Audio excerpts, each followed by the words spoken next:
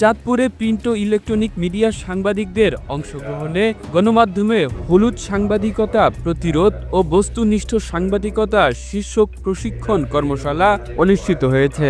Chandpur circuit হাউসে এই আয়োজন করে বাংলাদেশ প্রেস কাউন্সিলর। প্রশিক্ষণ কর্মশালায় প্রধান অতিথি হিসেবে বক্তব্য উপস্থাপন করেন বাংলাদেশ প্রেস কাউন্সিলের চেয়ারম্যান বিচারপতি এ.কে.এম. আব্দুর রাকিব। আসলে হলুদ সাংবাদিকতা বিষয়টা খুব বড় না, যেটা আমি বললাম যে ওইটুকুই, যে চাঞ্চল্য সৃষ্টির জন্য যে জিনিসটা করা হয় সেটা হচ্ছে একটা অতিরঞ্জিত এবং মিথ্যা সংবাদ। এটাই হচ্ছে হলুদ সাংবাদিকতা। এটা অনেক বড় কিছু না। আমার কাছে মনে হয়েছে অতীতের তুলনায় একসময় যে দশকে ছিল অনেকটা কমে এসেছে। কারণ এটা কমে আসার কারণ হচ্ছে ওই ইলেকট্রনিক মিডিয়া আসছে।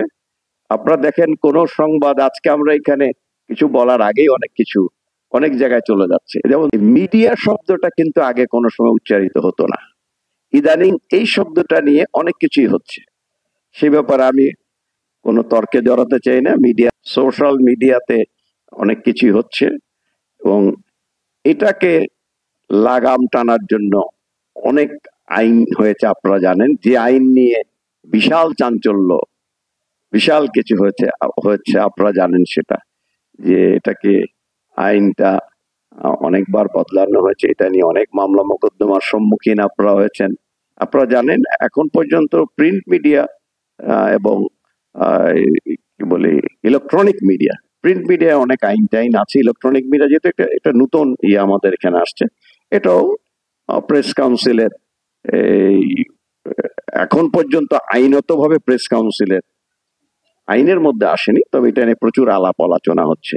এটা ইতিমধ্যে বিগত সরকারের আমলে এটা নিয়ে আলাপ আলোচনা হওয়ার পরে এটা আইন অলরেডি তারা সরকার করেছিল এবং এটা ওয়েটিং এর জন্য মিনিস্ট্রিতে এখন পেন্ডিং আছে। তিনি বলেন, চাঞ্চল্য সৃষ্টির জন্য অতিরঞ্জিত মিথ্যা সাংবাদিকতাই হলুদ সাংবাদিকতা।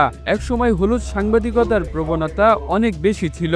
এখন আমার কাছে মনে হচ্ছে অতীতের তুলনায় হলুদ সাংবাদিকতা অনেক কমে এসেছে, আর তা ইলেকট্রনিক মিডিয়া আসার কারণেই হয়েছে।